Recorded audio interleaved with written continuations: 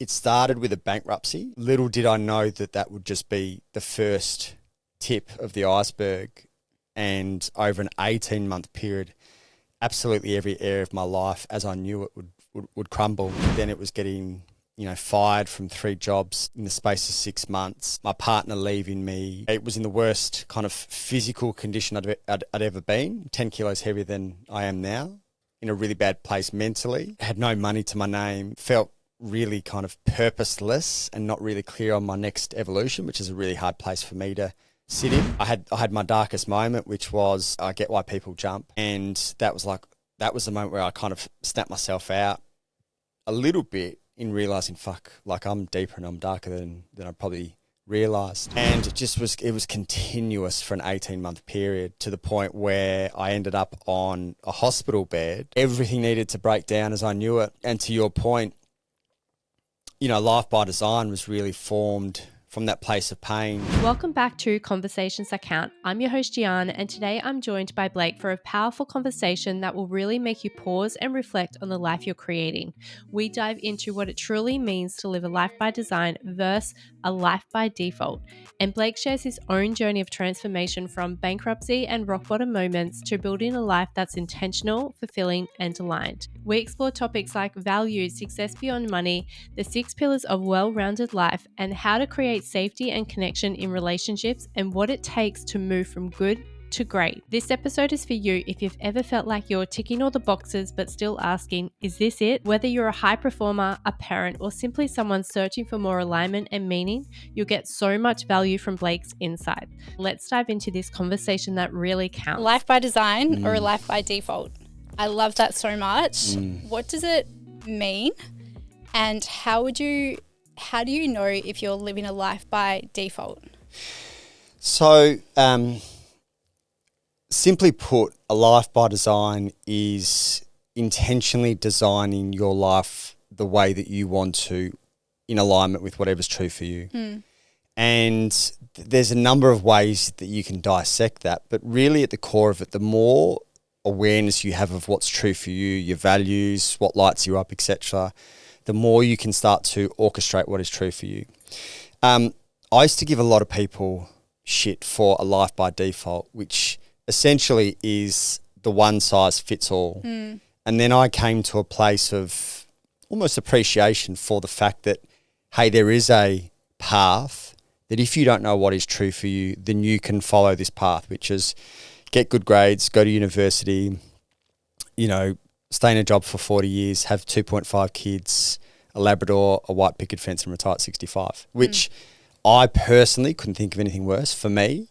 But at least there's a path that people can follow if they don't know what is true for them. And finding out what's true for you when there's a swell and a narrative that pushes you in a certain direction takes a lot. It takes a lot to really pull yourself free from that and ask hard questions and seek clarity.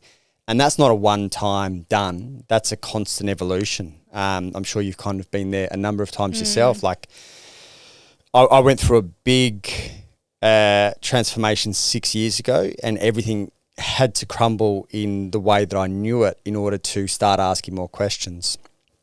And, for a lot of people in Australia, we're in a very fortunate position that if life isn't that painful, then you might not ask the questions because, a good life is good. So why break what is there in order to create great, which isn't my school of thought. I've always thought that I'm happy to break down the good for the great.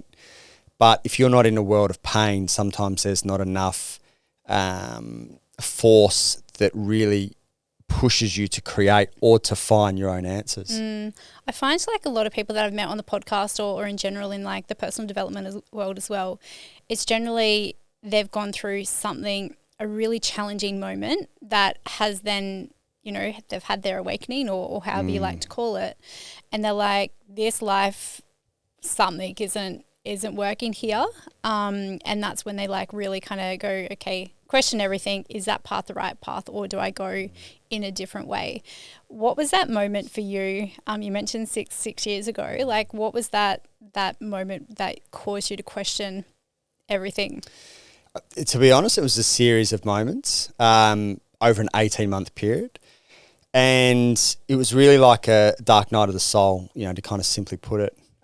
It started with a bankruptcy in whatever 6 years ago is now, 2018. And at that point, that was the lowest point of my life. A lot of ego in it, which made it heaps worse than it needed to be at the time.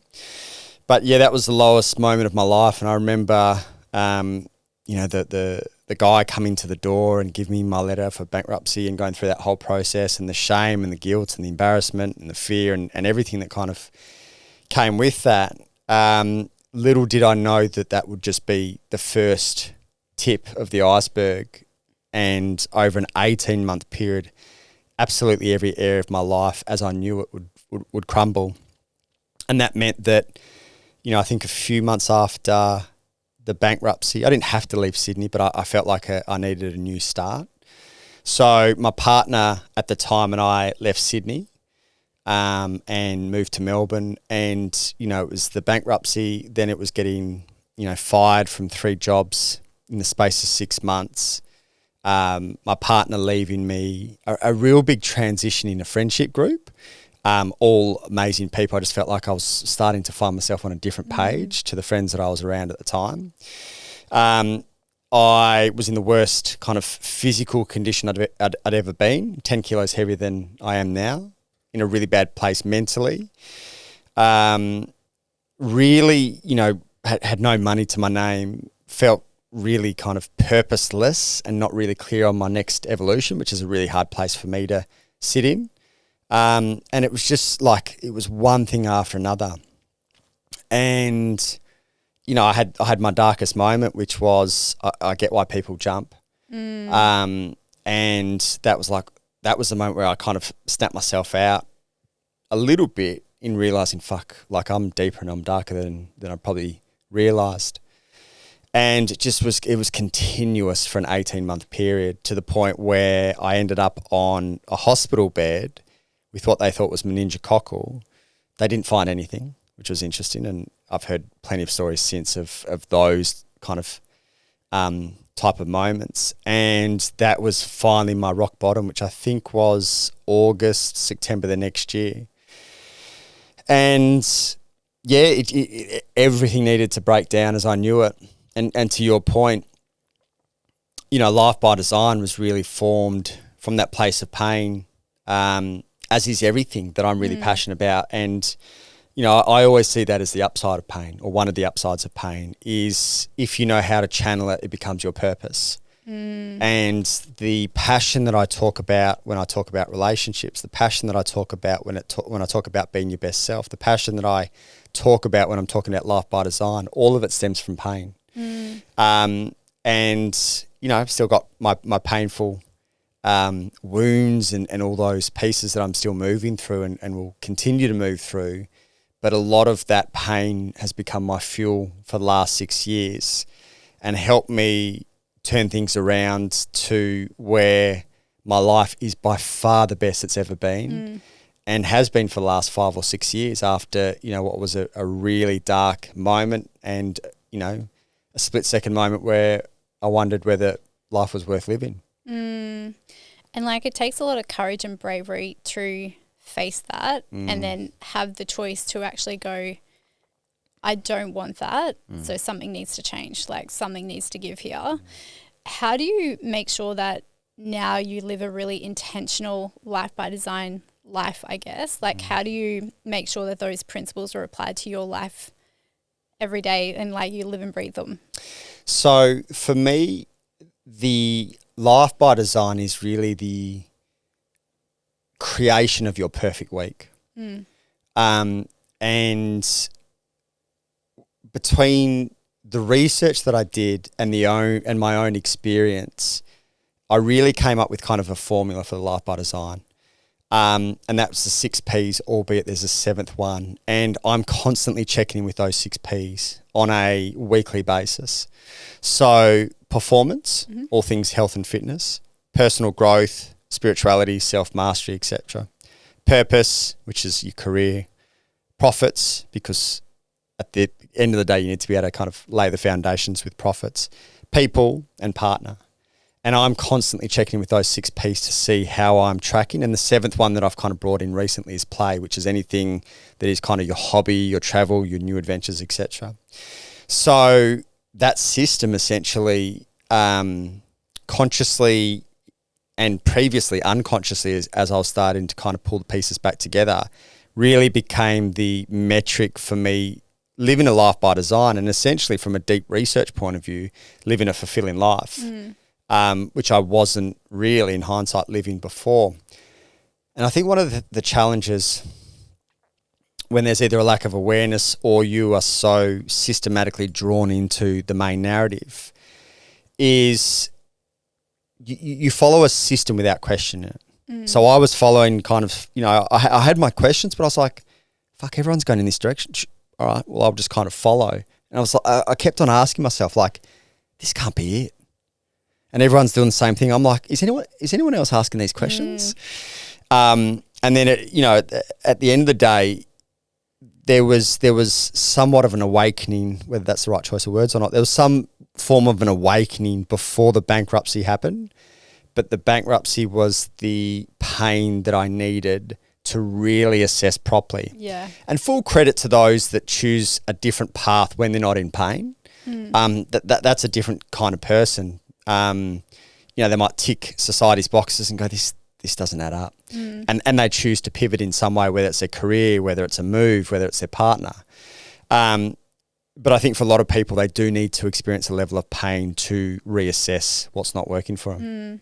I feel like you're such a mirror for me right now, because like even the timing that you were saying, I'm like, I don't know how spiritual you are, or like from a that perspective where, life works in cycles. And if you think about what was happening back then, was there something big happening that's outside of us that then caused so many shifts at the same time? Yeah. Anyway, that's just a bit of a random off topic. Yeah. It's, like my partner and I are quite big into the spiritual space. She kind of joins more dots from that spiritual lens than I do. But yeah, and I think that's an evolution for me as well. Psychedelics is a big part of my work, both personally and professionally. And the more that I explore that work, the more it kind of opens me up to that as well. So, I think I'm still very much a novice in joining so many of the dots in that kind of spiritual world. But the more dots that I join, the more I kind of see it all come together. It's like the universe, like the feather, the brick and the truck. Yes. And it's like, if you're not listening, like it gets louder and louder and louder, and a lot of people do wait until the truck moment. And I know for me, that's what I waited for until I was like, holy shit, like everything. What do you say yours? Because I've got a different one. It's the same, but I've got the whisper, the whack and the wipeout.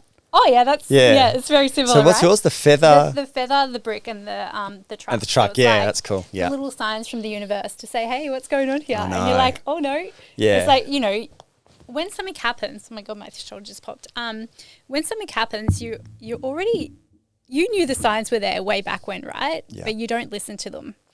And so it's then like the universe gets that little bit louder, and it's like gives you another little knock. Right. And so if you don't listen, it will force you to listen. And that's where you have the truck Well, even on a relationships is obviously a big part of my work. But even on a relationship front, I think men tend to be, I tend to see this show up more for men, but I'll have conversations with blokes who their partners walked out and he'll be like, oh, mate, I was so surprised. I'm like, let's just kind of just take a moment to reflect.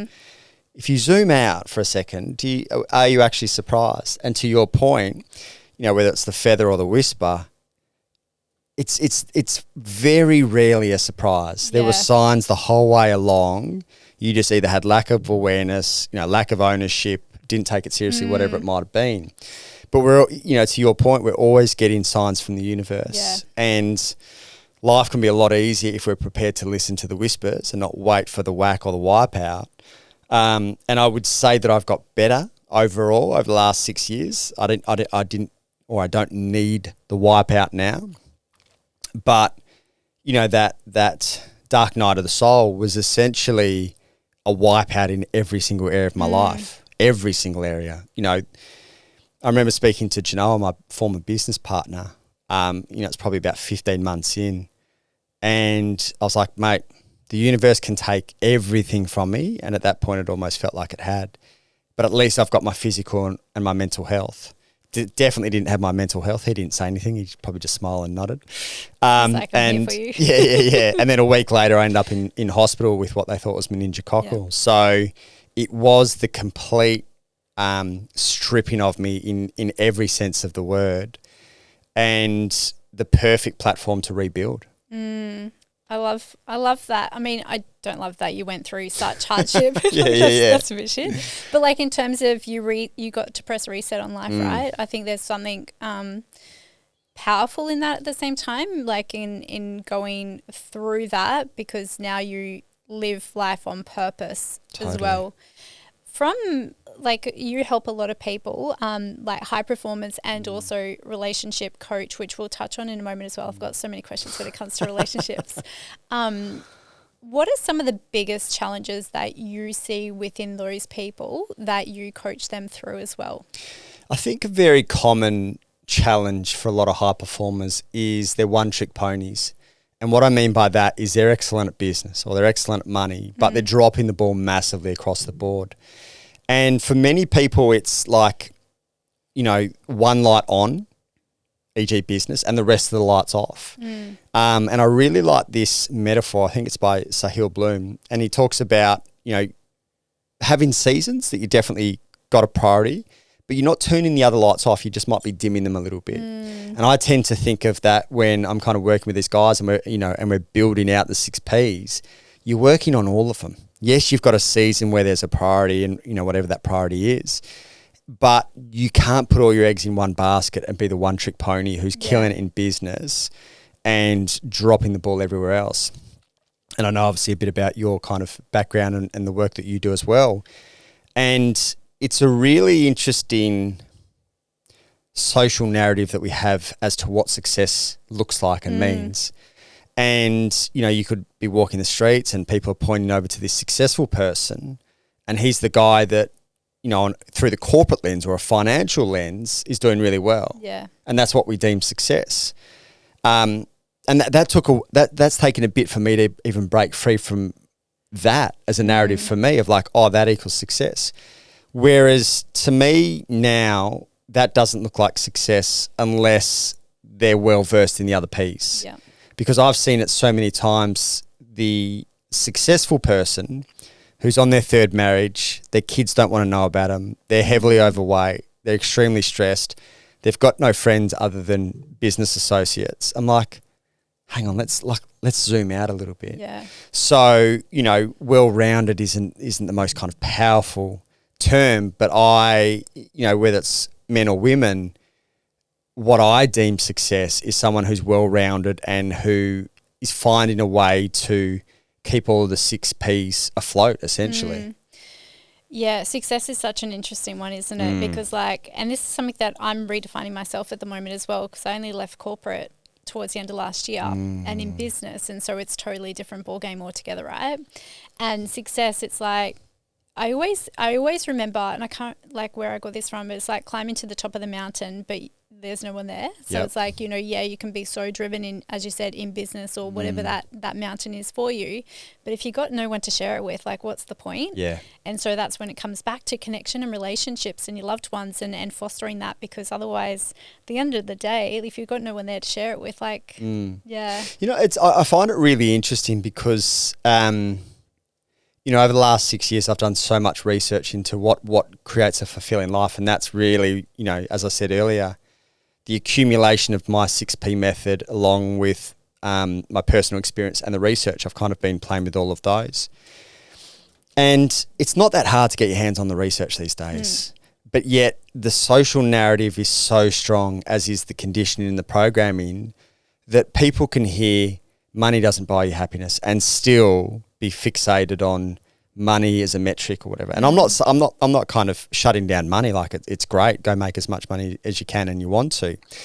And if you're making money in a role that is misaligned or lacking purpose, your family don't want to know about you, you've got no friends, your health's out of control, you're super stressed, then I would get you to redefine success. And again, it takes a lot to break free from the monetary metric of which we as a society deem success. It takes a lot of courage and break free. Totally. Like it's such a mindset shift when it's something that you've always known.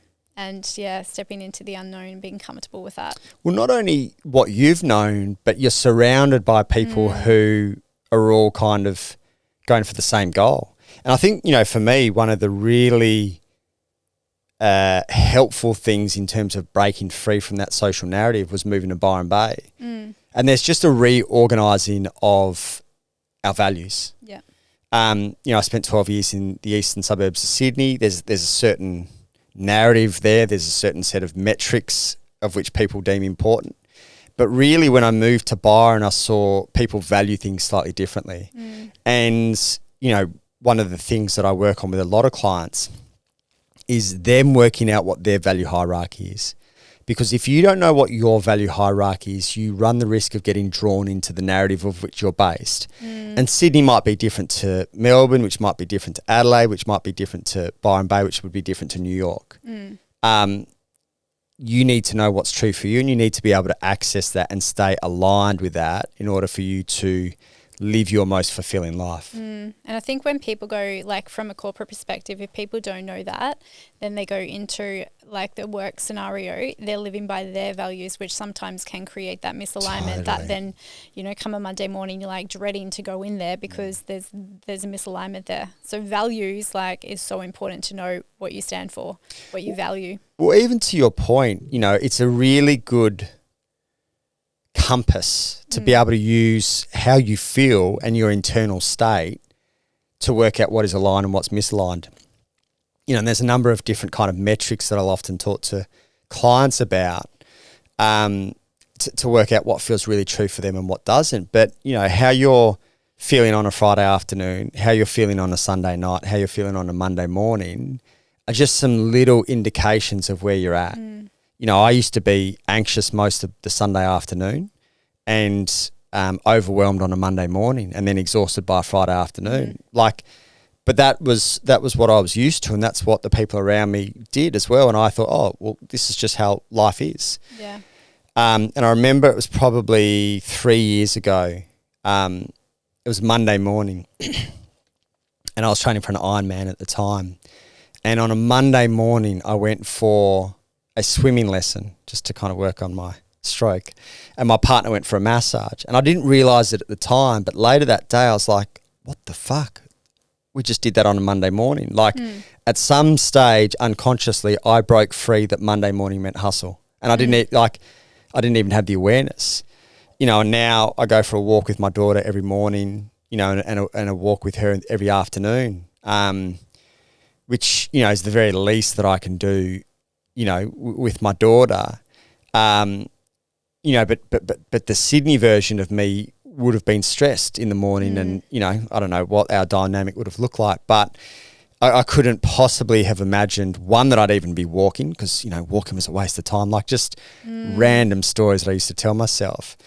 But now, she's 13 weeks old and the simplicity of going for a walk with her, and she's obviously still developing at a really fast rate, but to be able to view the world through the lens of my daughter as a 13-week-old and just look at the trees in a new level of awe and, just watch her watching the world, I would have missed all of that had I remained the Sydney version of myself. So, you slowly break free, but putting yourself in an environment that supports the direction that you want to go does make things easier. Yeah, environment's key there, isn't it? Quite a few guests that I've had on the podcast have been women, and we've spoken about identity shifts as well. From a man's perspective, when you do have a new baby, Like, how has your, like, do you go through a similar identity shift now that you've gone from, you know, even if you think about who you were 6 years ago and then you changed your identity and stepped into a new identity and now you're in fatherhood? Like, how has that been, that journey? Yeah, it's obviously quite fresh still, 13 weeks, but I really think of my life in 3 stages. It was like before Byron, you know, after Byron, and now as a parent. And I feel really fortunate that, you know, life by design, I've been prepping for this moment for a while. And it's not something that I've just fallen into. You know, my partner and I have been really intentional in terms of talking through what we want our life to look like. And at the end of the day, you can only get so far before, you know, the little one actually arrives and the real shuffle starts. But none of this has been an accident, you know, and that's my big thing about life by design. It's been intentional design in knowing that at some stage we were going to have kids. You know, and everyone says it kind of, for us, it's been a weird thing of everything changes and nothing changes. And, you know, I almost can't really remember life before Frankie, my daughter. And at the same time, for us, we were really intentional in terms of getting all the fundamentals that made our life excellent and made our relationship excellent back in. You know, I know it's very common for new parents to kind of throw the baby out with the bathwater, and all the fundamentals that, you know, they did pre-baby take a while to come back if they ever come back. And we were really intentional of making that back. You know, I know someone said to my partner, "Oh, you guys won't go, you know, on a date night for a year with a newborn." And we went on our first date night 3 weeks after. Like, we were really intentional about it. So yeah, it's been like unbelievable. Unbelievable. And even that, saying that is really interesting because I personally found the narrative around parenting not the most positive going into it. And I still felt good about having a baby and the relationship that, you know, we've got. But I really struggled to make sense of the narrative. I was like, oh, this, like, and especially because our life was so good, like unbelievable. I was like, oh, you know, life's going to go backwards, so to speak, when we have a newborn. And just bringing Frankie into it has made everything so much richer, and so much richer in the minute. You know, the going for walks, you know, Shani, my partner, and I laugh. Like, there's only so much I can do in these early stages. But there's such special moments, you know, in terms of changing her nappy, getting her in and out of the car, you know, going for walks. There's not much I can do. I can support Shani as best as possible. I can make sure the house kind of works. But for me, you know, getting my daughter out of the car and just having a moment with her, just like, I've won the day. I've won the day. And, you know, I often go to the gym quite early before the girls get up, and to come home to those two and to, you know, to have a kiss and a cuddle with them, you know, at 6:30 in the morning. At 6:30, I've already won the day.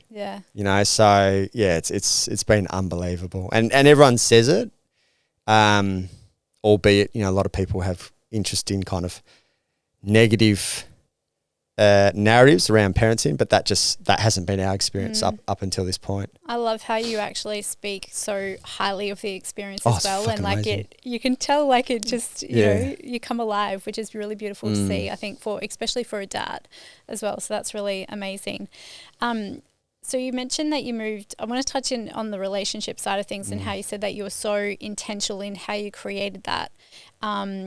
So, and you've pivoted more into relationships coaching as well. Like, how did that change come about? And what do you mean by being really intentional with how you relate? So, I've always been interested in relationships, for whatever reason, you know, through Heartbreak. I guess if you know how to channel pain, you find a way to make it quite purposeful for you. So, you know, there's a number of relationships. I went through a period, I think I had like 4 18-month relationships in a row. And they just continued to break down. And I was always really interested in it, but I couldn't work out what was, you know, making these other people have them look like they've got relationships sorted, and they'd never picked up a personal development book or weren't interested in understanding relationships. And here I am just avoiding. I know. And here I am just deep diving. It's like what, how do you guys make it look easy? And yeah, you know, I wanted to get to a place where I just had a deep understanding of relationships, to be able to help myself first and foremost, and then to be able to help others. And, you know, off the back of my last relationship, which was the 4th 18-month one in a row, I was like something's got to change. So I just deep dove into relationships, and I continue to deep dive into it, you know, again, first and foremost for my own relationship and the evolution of that. And also, you know, we as a society are doing a lot wrong from a relationship point of view. Otherwise, you don't have to, we can take the emotion out of it and just look at the stats and you go, okay, things aren't working. Something's wrong. So, you know, I really kind of put that weight on my shoulders to turn things around, you know, that in conjunction with Life by Design, you know, and partner being one of the 6 Ps, take it upon myself to be able to help as many people as possible in relationships and on a broader scale, create their life by design. And I mean, for me, it still blows my mind, and I don't want to necessarily go down the rabbit hole because it's a deep one, but like I often think about, fuck, I'm so glad I learnt about algebra. You know, like how many times have I used that since? But the school system is the school system. Yeah. If we traded out year 9 algebra for a year of relationships, understanding the opposite sex, communication and personal development and emotions, our society would be a much better place, but that's the school system for you. Yeah. So, you know, we don't know any better because we didn't learn any better. And I come from a very colourful home environment, which has meant that I've had to unlearn more than I have learned. Yep. You know, and I think that the biggest thing for me at this stage of my life, 250 odd therapy sessions in and, you know, 35 odd psychedelics, is learning, unlearning, healing in order to make sure that I don't pass it on to Frankie. Yeah. Because she doesn't deserve any of what I carry. Yeah. You know, and her mother is just the most elegant version of love and light, and it's the reminder for me to constantly evolve and heal and grow, which never stops. But, you know, I really struggle to make sense of and to be okay with the fact that there's a society not prepared to do the work. Yeah. And because they're not prepared to do the work, their sons and daughters are going to carry what they haven't done. That was a big passion of mine before Frankie even came onto the planet. And it's you know, naturally has become a stronger motivation for me now. Yeah. So, you know, when it comes to your question about relationships, it comes from every angle in terms of my passion for it, personally, professionally. For my daughter, I want her to see a really good example of what a healthy relationship looks like, so she, you know, gets to bring that into her world at a later date. And I just think, you know, we've got so much work to do around it. Yeah. And again, like, no one's at fault. We just didn't learn. So, yeah, it's endless.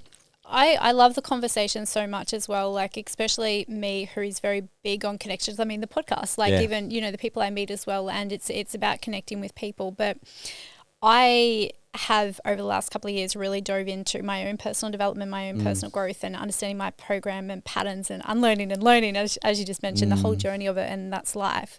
But it's, you learn more about yourself through others and in the day-to-day interactions and the experiences, where I feel like a lot of people, when it comes to a challenging moment or something that maybe doesn't go according to plan, they then avoid, or they kind of pull back and go, okay, I need to deal with this by myself. But you actually learn so much faster when you've got someone else there with you to help and guide you and support you as well, and having those conversations. And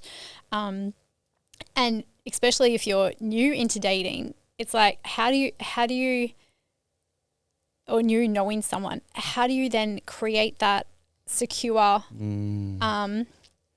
don't even know, I was going to say a secure attachment. Well, it is kind of, but how do you actually create that right from the day dot? Because sometimes I feel like it comes out later.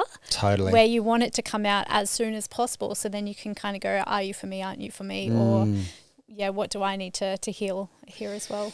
One of the things so Shani, my partner, and I both came from a anxious avoidance state, which, as you are well aware, two anxious avoidance coming together is a fucking nightmare. So it was really interesting. It's a beautiful dance, right? Oh my God, what a dance.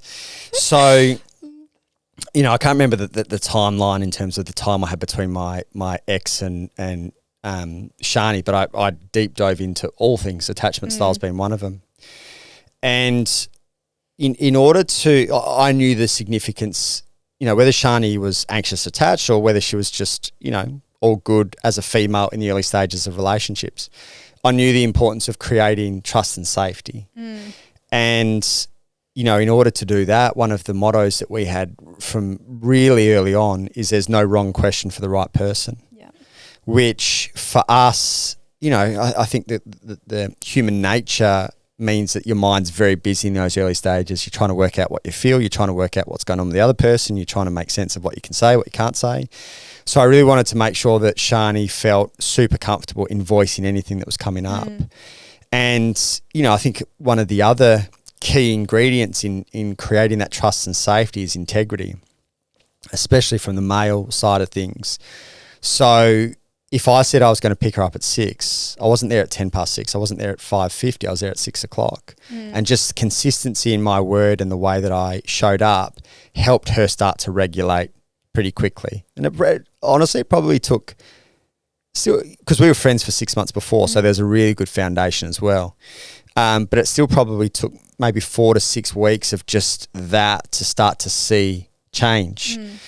But I think, you know, the other thing that more of us could be mindful of is trusting our intuition and just going like, does this, you know, there's trauma bonding and there's a couple of other things that might influence, but does this feel right? Does this not? And then just using that as a bit of a compass.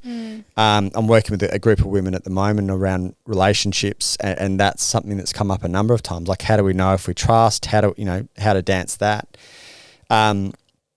And I'll often talk about the kind of 4 green lights. You know, there's head, heart, gut or intuition, and your sex center.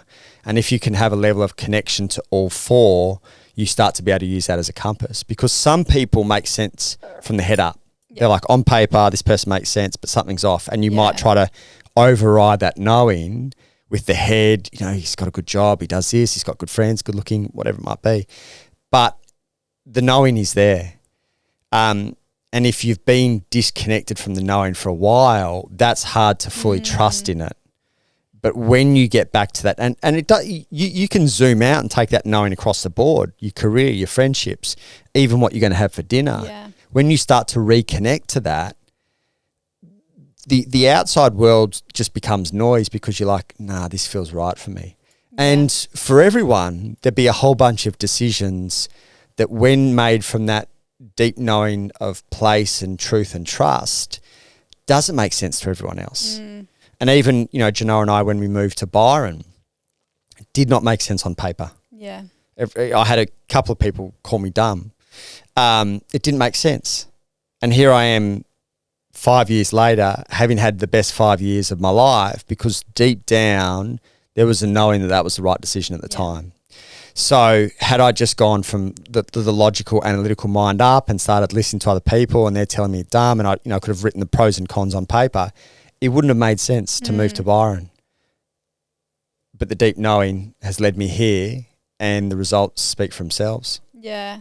I find attachment is such a, I was chatting to Dean before the podcast as well, it's like such a interesting concept or theory, kind of, to understand what your attachment style is, so then you can actually recognize when it comes up as well. And my flavor is anxiously attached. But it's interesting because, like, I feel super secure as a person, and it's only once it gets to a certain stage that it's triggered. But I feel like it's a knowing and me not listening to the knowing that then it triggers that, and then I fall into old patterns of like, okay, I'll just see what they're doing, and then people pleasing. Yeah. And then I get too far in, and I don't know how to then communicate it. So then I go in protection mode and then I lean out. Like it's just, I recognize it though, right? And so the last time that happened, I was like, okay, I'm going to take a break from dating. I've got more healing to do. But I think it's more in my awareness. It's actually then recognizing those moments and to lean in and have the conversation or to create that safety straight up as well. I think with obviously I know a little bit about you, not in detail. But I also look at that, clearly that's your responsibility and your healing, etc. And there's an opportunity for co-creation in that. So the more developed a guy might be in a situation like that, the more he can hold you through that. There were plenty of times where I could tell energetically that Shani was in a push-pull. Yeah. And what was most important for me was to remain consistent and unwavering, even if we're talking masculine, feminine, for me to remain consistent and unwavering in her piece. Yeah. So that created a level of trust and safety. If she was going into anxious, if she was going into avoidant, and just to have compassion for those parts of her. There were times where Genoa and I would have a bit of a Genoa, my best friend, who's also Shani's best friend now as a result. Her surname's Tim's, and we would call the anxious part of her Timmy. So when little Timmy would get anxious at times, she'd message me twice just to make sure I was still coming at 6. I could sense that. And the three of us got on a page where we found humour in that, not in a dismissive, condescending way, but we found a safe place to kind of bring that to light and make humour of it. And in saying that, it was still important for me to honour whatever was going on for her. And I definitely didn't nail it 100% of the time. There would be times where, her anxiousness would bring up stuff in me, or even, a couple of times where she was avoidant. She was definitely kind of more towards the anxious. But I still look at that as part of my responsibility to be unwavering and show up consistently no matter where she is on her cycle of healing, anxiousness, etc. And I even look at that now with my daughter in how unwavering can I be? Because I am going to represent men to her, and if she's super emotional and I can't hold that, what standard am I setting for down the track? So she's tested me a few times already, naturally as a 13-week-old. And it's good to see my capacity and how much I can hold. And if I crack it, I've had 3 cracks so far, what's required from me to expand my capacity to hold more. So, yeah, I mean, it'd be easy, and I think most of us in our upbringings were probably told to be quiet or to, shop a certain way. And at the end of the day, I want her to be her fullest expression of herself. And if her stuff brings up stuff in me, it's not her problem. She's a 13-week-old. It's not her problem at all. It's on me to be able to expand my capacity and hold her. So I look at, the 2 women in my life as a mirror for growth, healing and expansion that's constantly evolving. What you just mentioned there, like in regards to the feminine and the masculine and like the masculine to be able to hold that, do you feel like, and this is probably a bit of a generalization, but do you feel like that sometimes that's where we go wrong in relationships, where the man can't hold that, and that's when they just fully lean out and then women then go, okay, maybe I'm too much or whatever it might be? Is that like, do you feel like that's 100%. I would say as a general rule of thumb, women consciously or unconsciously are of the belief that they're too much, and men are of the belief that they're not enough. And, one of the challenges for a lot of guys is they can only hold someone to the capacity that they've been themselves. So if a female is bringing her fullest expression and this guy spent 20, 25 years suppressing, that's going to be quite triggering for him to be able to hold the fullest expression. So, it's really important as well for men to understand the difference between being unwavering and being numb. Because they might be like, I can hold it, but you can see a dissociation in his eyes and he's vacant. Yeah. that's not impressive at all. You've just kind of checked out. But to be able to stay with the feminine in whatever she's producing in that moment is a skill that every guy should develop. And also, you know, noticing a lot of patterns amongst men. This is a bit of a topic for me at the moment in terms of some of the work that I've been doing with guys, is making it about them. Yeah. So if their partners are coming to them with some feedback, instead of just being able to hold the feedback and hold the insights and potentially hold the criticism, they find a way to make it about them, and therefore their partners are feeling dismissed, unheard and unseen. You know, one of the kind of heartbreaking things that kind of came to light recently for me working with a number of women in this program was I asked how many of them have felt lonely in their relationship or a previous relationship. Every single one of them had. And I've been there, so I know the feeling very well. To lay next to someone who you're meant to be intimate with and feel lonely or feel 1,000 miles away from them is one of the worst feelings I've ever experienced. And to hear this theme across every single female that's in this program is heartbreaking. And a big part of them feeling lonely is that they're not feeling seen, they're not feeling heard, and they're not feeling understood. And again, these are skills that, like, where did we learn these skills? We didn't. So there's a huge amount of development still required amongst men. And I feel we're in this really interesting time. And I don't know how your algorithm looks or how your kind of filter bubble looks, but this men versus women piece that is very front of mind for me has got a lot of heat. And I understand that often, you know, if we're leaning on one side, we need to swing probably too far the other side before we come back to this happy medium. And I'm hoping we're on the way back. But there's been a number of conversations and, you know, a fair bit of heat even in Australia in the last 2 to 3 months with a couple of influencers and what that brought up, of which, you know, myself and a mate did a podcast on it. But we're in this really interesting time where this men versus women dynamic is not going to serve us, and we need to find a way to come back together. I love that topic so much, and I know exactly what you're talking about. Do you feel like in that scenario, without going into the detail of it, do you feel like it comes when they react, it comes from a place of unhealed? Yes. I've spoken to both people that were involved in that. Yeah. So, because I look at that and in my mind, so I'm a recovering hyper-independent girl, right? Yeah. And done lots of healing, and I'm all for, I want a masculine man that, hey, if he can provide for me, and it doesn't mean financially, but like, you know how you said it's, you know, the riverbanks and you can just be expressive, right? Would love that. And so when guys say, this is what I want to do, and like women are saying, this is what I want to, and men saying, hey, that's who I want to be for you. And then other women are just like getting super defensive. I'm just like, I then find myself getting defensive for women because I'm like, hang on, it's your, So around that situation, what was clear was that the messaging, the execution of the messaging was off. What amazed me about that whole situation is the lack of discernment people had to be able to see his intent behind his delivery.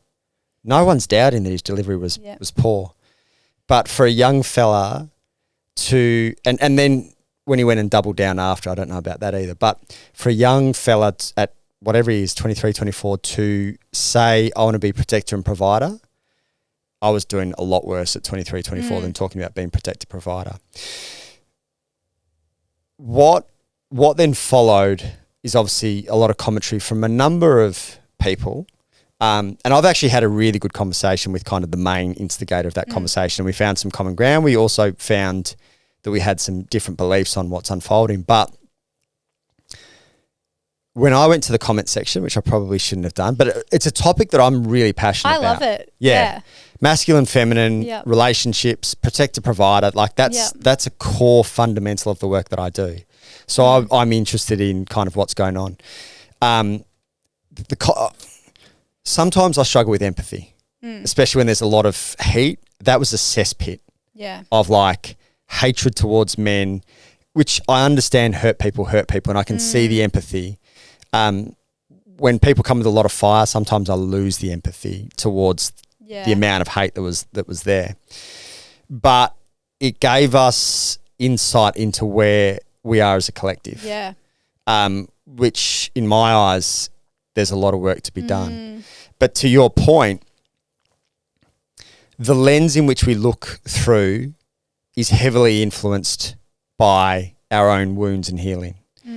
And, you know, amongst society, amongst social media, you'll often talk about red flags, green flags, etc. in relationships.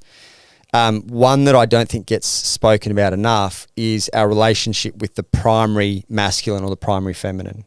So, you know, in this example, if you've got a bunch of women that are hating on one guy in particular, but really hating kind of on the masculine as a projection, it'd be always a good place to start with what's our relationship like with our dad. And vice versa, if you've got the kind of Andrew Tate guys of the world,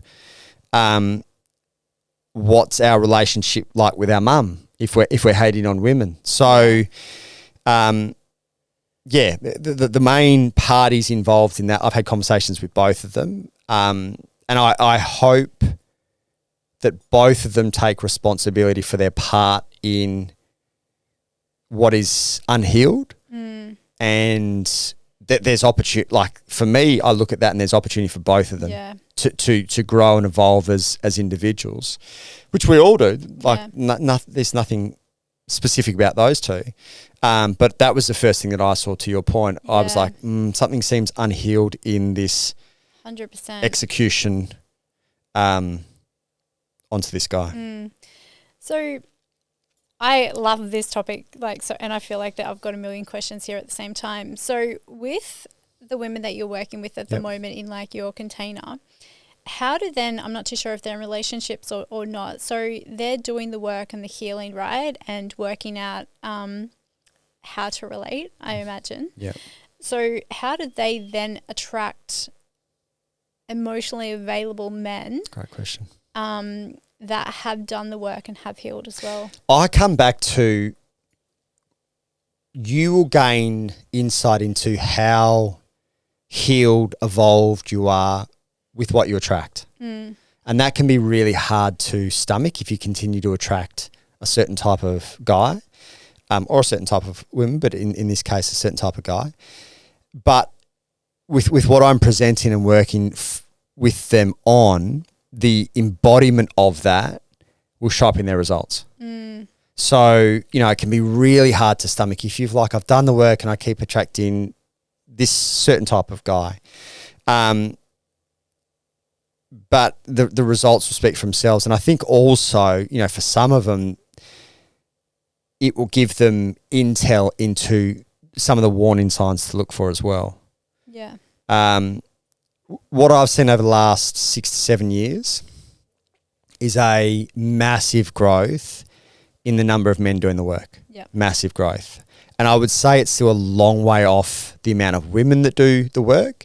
But ultimately for me, and this is a very kind of biased opinion, I think the gold standard of relationship should be two people doing the work. Yep. You know, if the gold standard in the 80s, 90s was men be a provider, mate, we're in 2025. Being a provider is like bare minimum. And to be honest, in a lot of dynamics, women who have got careers, they don't even need a provider in the kind of traditional sense. Yes, you might need to provide safety and provide emotional security and a number of other ways in which you provide, but just being kind of the ATM is long gone. Yeah. I know you need to add so much more into that at the same time. Yeah. With relationships, and being intentional with the relationships and how you set that up, I know that you're very big on relationship check-ins. What would be your absolute non-negotiables when it comes to those check-ins? Like, are there particular questions and how do you create time now that you have a family at the same time? It's by far the number one, the weekly relationship check-in that my partner and I do. We do it on a Sunday. It's by far the number one thing in our relationship. It's interesting that you say, how do you create time now that you've got a newborn? Because I hear that a lot in other people. I don't have to, like, I'm so far beyond even using the T word. Yep. Because it's a priority.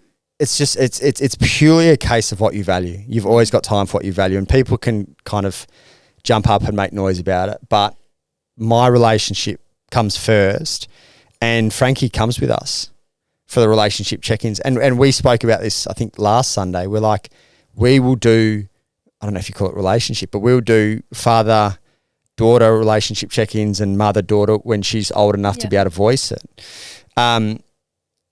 So much of what goes pear-shaped in relationships is the seed that becomes the weed. Yep. And it's just something small that you're like, oh, I'm not going to talk about it. And then it grows and it festers, and that weed becomes resentment. And the lens in which you start looking at your partner starts to get a bit foggy.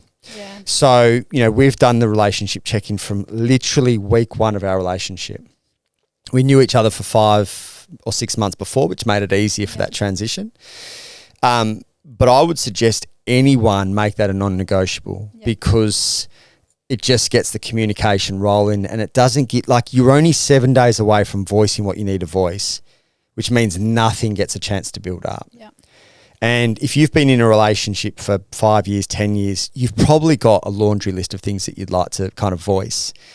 I don't recommend doing it all at once, just kind of one at a time. But, I think we're at a point now, over 4 years into our relationship, so 200 plus weekly check-ins, where most of them are pretty small. Yeah. I think probably 1 in 5, 1 in 6 are big, what we call firm conversations. But outside of that, they're often quite small. They're check-ins about how we're feeling as individuals, and then they're check-ins about how we're feeling now as a couple, and now there's the kind of third layer, how we are as a family.